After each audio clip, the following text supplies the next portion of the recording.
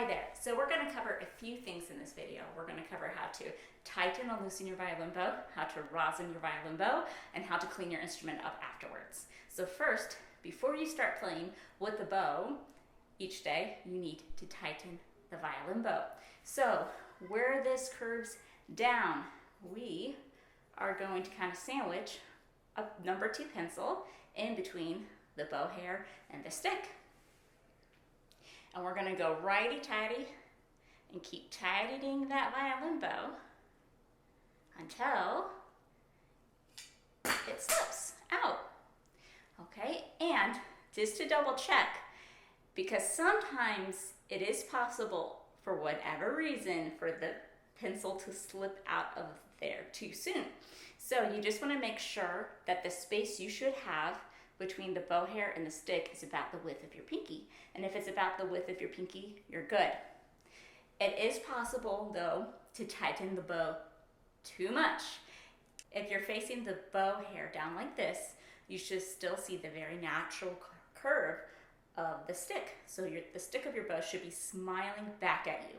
If the stick of your violin bow is going straight across, or worse yet, curving the other way, then you really have your bow too tight and you need to loosen it so it's about the width of your pinky finger. So after you tighten your bow, you got to put some rosin on it. Rosin can come in all sorts of shapes, sizes, and packaging. Here's just a few different ones I have lying around the house. And sometimes when the rosin is brand new and fresh, it's too smooth and shiny on the top and it doesn't catch the bow hair very well, so you either got to give it extra until it starts to rub off on the bow hair, or you can get like a little bit of sandpaper or like car keys and like scratch the top of the rosin just one time to get it started. Helps. But anyhow, I'm going to take my rosin, and you really only need to give your bow maybe like a few swipes of rosin anytime before you practice with it. If you forget a few days, then you might want to give your bow a few extra swipes just to catch up. So we'll just kind of go 1, 2, 3. That should be enough. Heads up though, if this is the very first time you've ever used this violin bow, this can sometimes happen.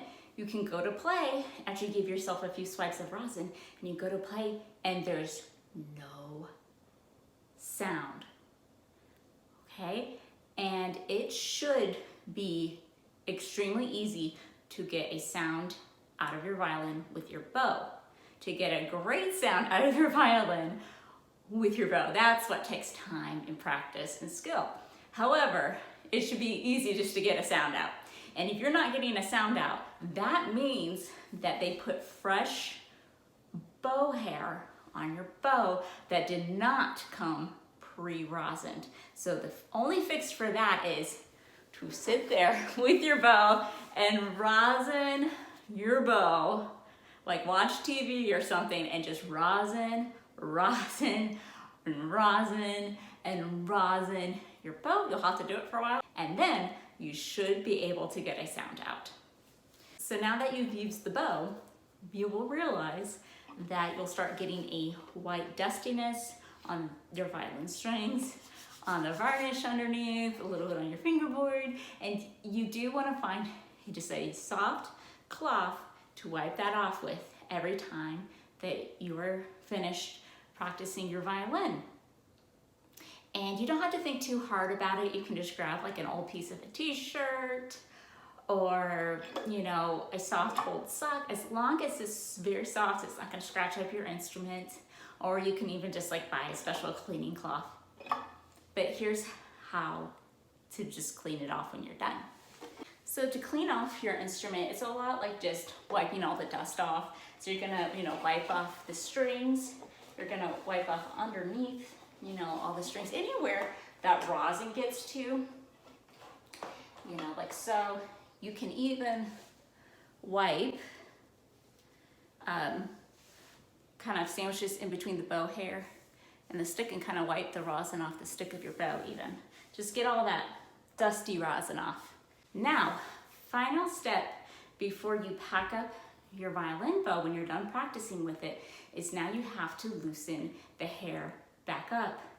You just kind of want to loosen to the point where the hair could just kind of, it doesn't need to be like crazy floppy falling off your bow. And it is possible to loosen it so much that the whole screw comes off and then the frog comes off. So you just loosen it enough that the hair kind of just relaxes a bit.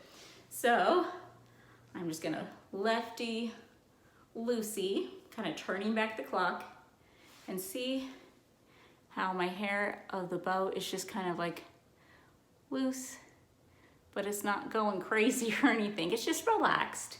And now I can pack up my violin bow. And there's how to get set up with the bow. Happy practicing. Bye-bye.